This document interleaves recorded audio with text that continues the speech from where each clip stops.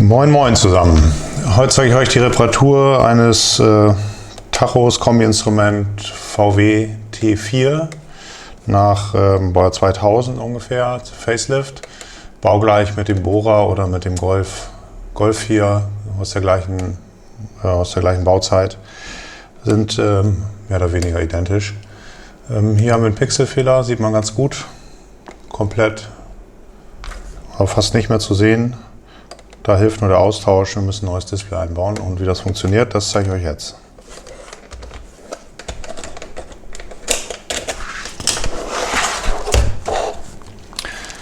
So, wir nehmen den Torx 10, lösen die zwei Schrauben.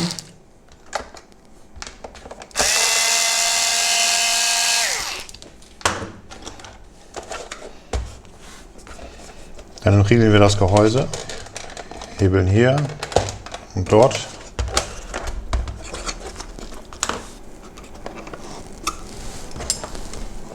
Den Aufkleber schneide ich kurz an.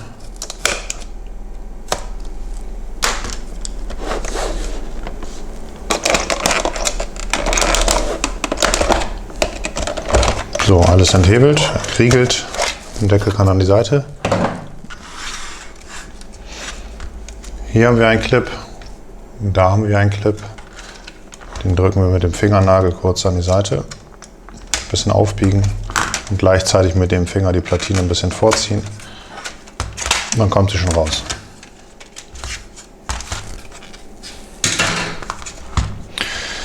So, bei diesem Gerät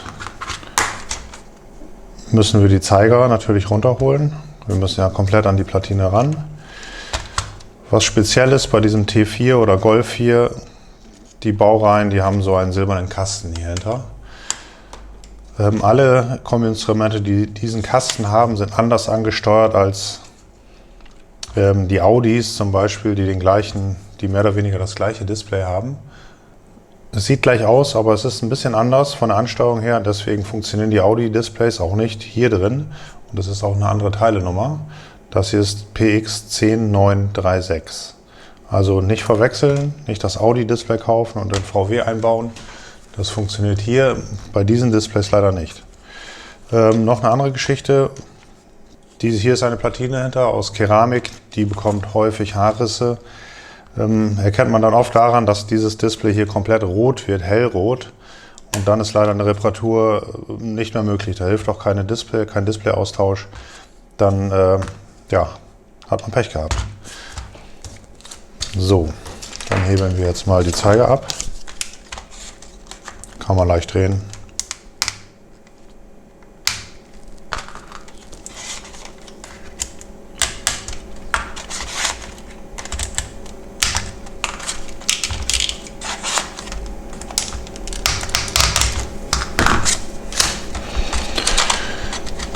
Das Ziffernblatt hat hier ein paar Kerben.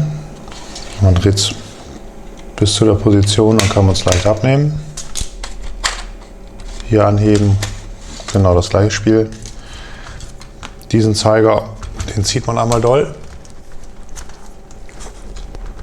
Ups.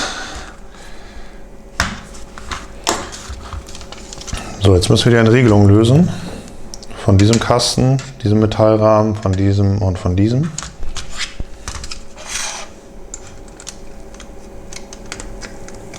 Verriegelung aufbiegen, dass sie genau über die Schlitze passt.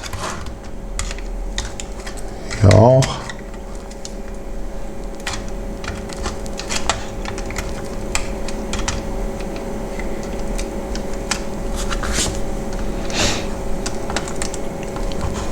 Jetzt noch den.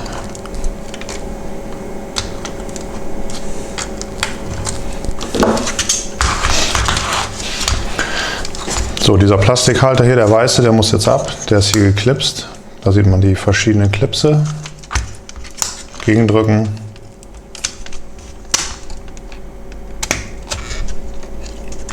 Den hier in der Mitte. Wo ist er? Da ist er schon raus. So, dann kann man die hinten noch mal ein bisschen gegendrücken.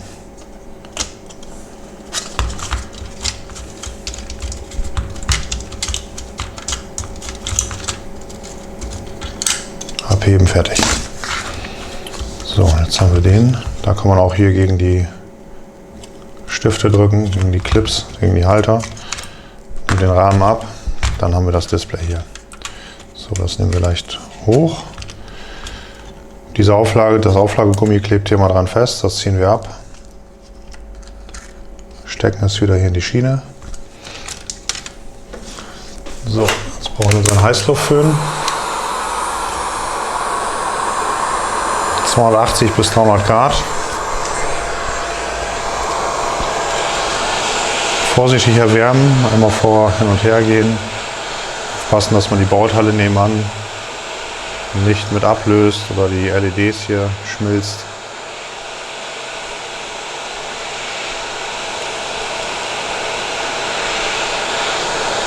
Das Display halte ich hier leicht auf Spannung. Was ich dann fühle, wenn es sich löst und dann ziehe und zupfle ich ein bisschen.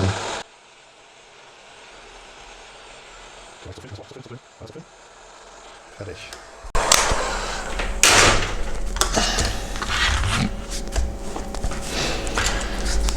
So, hier haben wir unsere Kontakte. Da machen wir jetzt ein bisschen Fluxpaste, Flussmittel drauf. So, ich arbeite hier mal mit einer Hohlkehlenspitze für meinen Lötkolben, 1,9 mm Durchmesser. So, die kleine Hohlkehle, die fülle ich jetzt mit Lot. Die Absaugung hole ich mir runter.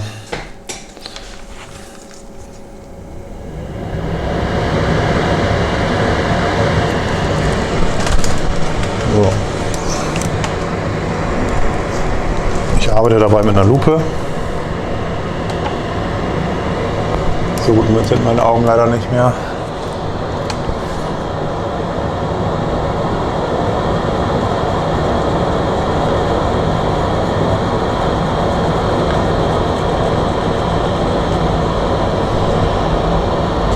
So, verzinne ich die Kontakte alle noch einmal neu. Aufpassen, dass man keine Brücke zwischen die Kontakte lötet.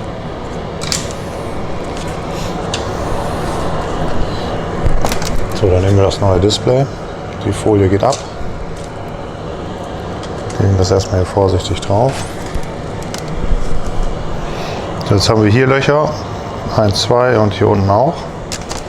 Die helfen einem ganz gut beim Ausrichten des Displays.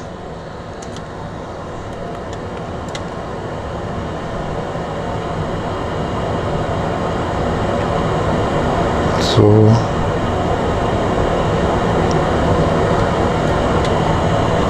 Festhalten. Zuerst mal ein paar Stellen anheften.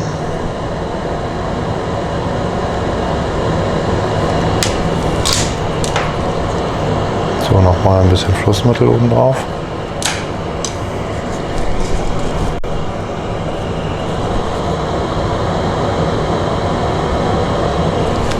Neues Lot. Jetzt drücke ich die Leiterplatte hier fest und streiche mit dem Lötkolben vorsichtig rauf und runter.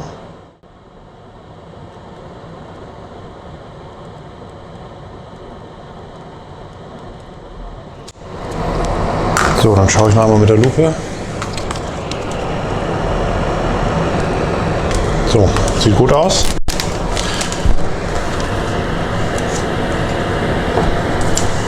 Ein bisschen Leiterplattenreiniger nehmen.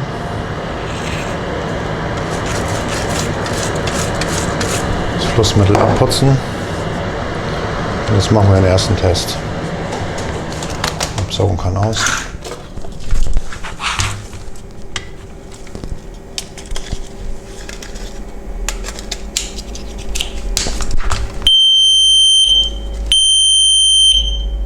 So, wie man sieht, das Display zeigt wunderbar an.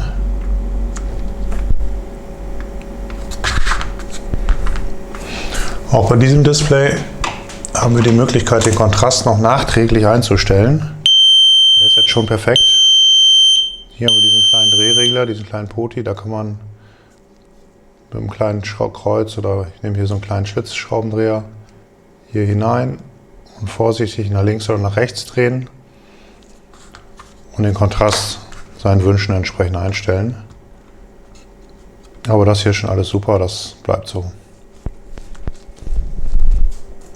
So.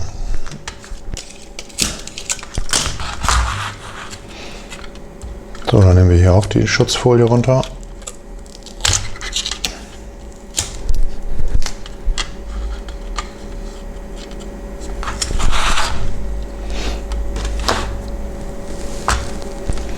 Das Kabel schiebe ich hier leicht ein Stück drunter und dann kann man das hier vorsichtig etwas runterfalten. Das Kabel ist sehr stabil, da kann nichts passieren. So, richtig draufsetzen, darauf achten, dass man hier mit dem Glas auch wirklich in der Führung ist und dass das Glas nicht hier einfach so eine Ecke oben drauf liegt. Wenn man dann den Rahmen drauf macht, dann bricht die Ecke weg und dann ist das Display kaputt.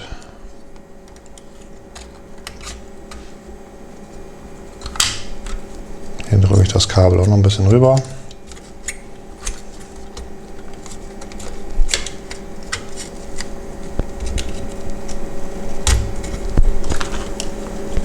Da muss es hier rein.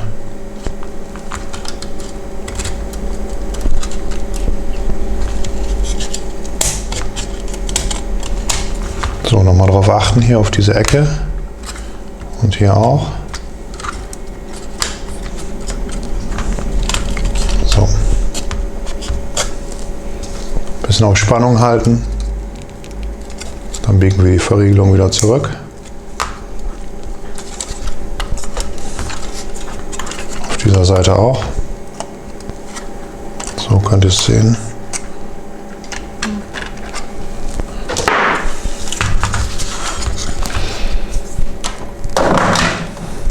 Gut, dann nehme ich nochmal ein Mikrofasertuch. So. Gut, und dann geht es wieder zurück zum Zusammenbau.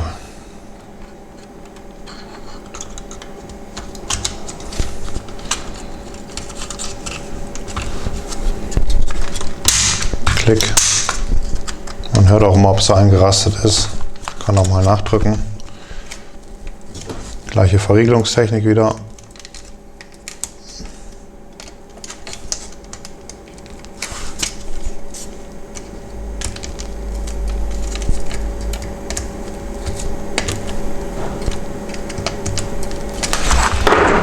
So, jetzt müssen wir einmal gucken, ob die kleinen Displays auch anzeigen.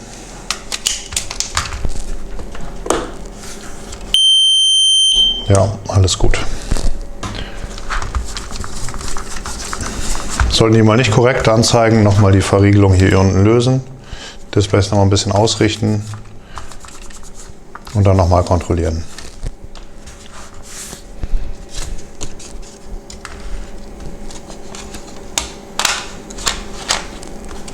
Da setzen wir es wieder drauf, schieben es da drunter, hier auch. Hier sieht man die Kerben, die gehen hier genau drauf.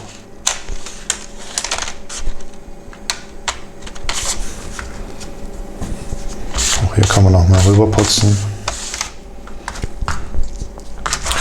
Dann setzen wir die Zeiger auf. Ich setze hier mal leicht auf und dann drehe und drücke ich gleichzeitig. Hier aufpassen, dass genug Luft bleibt zwischen Zeigerboden und Ziffernblatt, dass der Zeiger nicht schleift.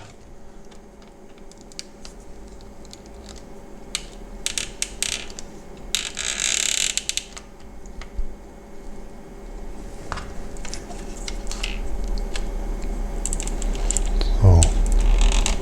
Tankzeiger.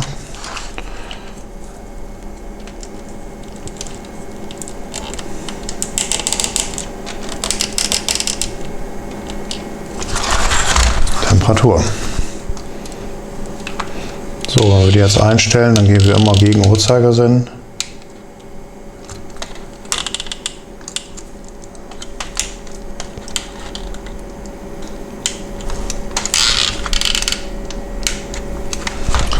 So, bei Zündung an ziehen sie sich immer noch mal in Position. Das ist auch wirklich laut.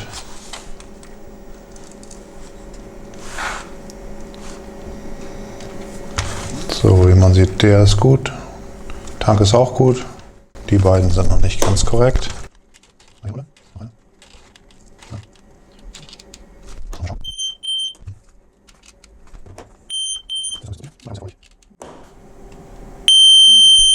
Perfekt. So, alle Zeiger in Position. Display zeigt super an.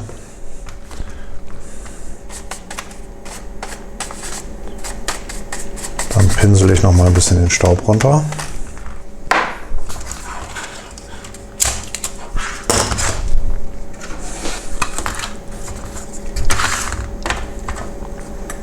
So, das setzen wir hier wieder rein. Klick, gucken, dass die kleinen Haltenasen hier drin sitzen. So.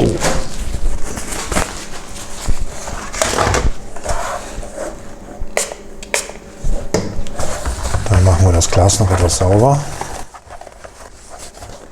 So, den Rückstellstift hier nicht vergessen. Einmal draufdrücken. Klick.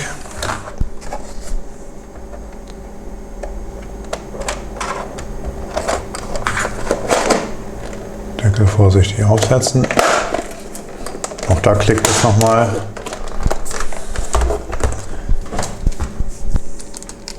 Zwei Schrauben. So, noch einmal letzter Test.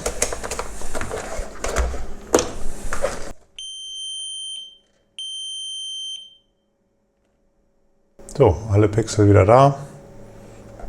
Display sieht wunderbar aus. Fertig. Viel Erfolg beim Selbstmachen.